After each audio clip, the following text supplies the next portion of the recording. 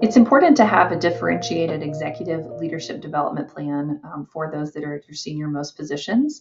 That might be in addition to your other leadership development programs, because you might want to have your executive team leaders inside conversations that mid-level and frontline leaders are having, and being able to learn and be curious about how, oh, wow, I thought that they were pretty clear on this, and that's not cascading as well as I would have hoped, or something like that. So that might be part of your strategy, is for executives. And I think that if you're going to do that, then helping executives to understand what their role is in those sessions.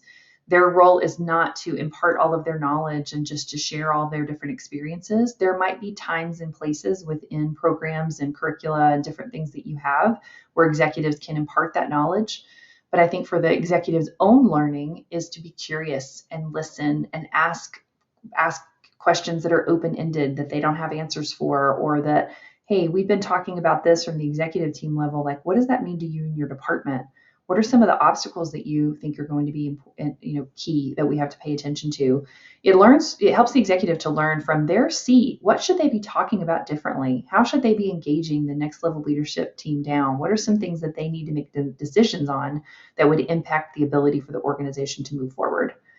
The other thing with executive leadership development is often to be able to understand that it's going to take a significant amount of time, and that there needs to often be an individualized plan. So based on each individual role, there could be something that is completely different than you're doing in each other of the senior leader roles. Often executive coaching is extremely important, especially that is goal-oriented executive coaching, both from what the organization needs that executive to do, and then how that executive is working on their skill building and change management or systematic thinking, or the different ways that they might be influencing or communicating and cascading, or how they're helping to influence teams to performance that are much disconnected from them. So a variety of different things might happen there.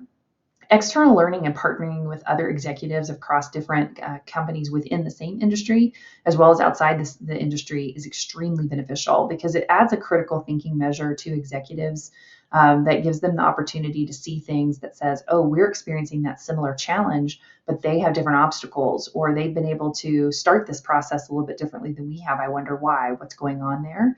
And so it's like a live opportunity for them to, dig into a great business article where they're trying to actually understand, but they can connect with individuals to ask questions, to be curious, to understand why this piece worked in that organization, but it's not working in their own organization. And so being able to bring that insight back in is really critical. So thinking about your development strategy across your leadership team and recognizing the different needs of the different types of leaders, as well as sometimes the different individuals on the leadership team, is absolutely critical.